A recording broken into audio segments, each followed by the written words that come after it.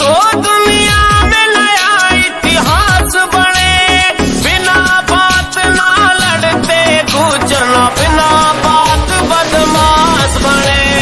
बिना बात ना लड़ते गुजरना, बिना बात बदमाश बने। गले वाला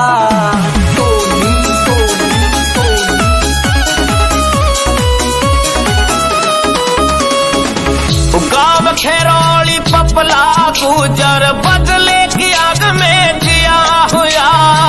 महेंद्र फौजी ने बहन का बदला टंके की चोट पे लिया हुआ। मांगर गाँव का पवन हर साना काम धर्म का किया हुआ। सुंदर गुजर गाँव में तू जाना घूट सफर का पिया हुआ। रोहित सरधाना पहलादपुर पीरो पीर का दास बने। बिना बात ना लड़ते गुजरना, बिना बात बदमाश बने। बिना बात ना लड़ते गुजरना, बिना बात बदमाश बने।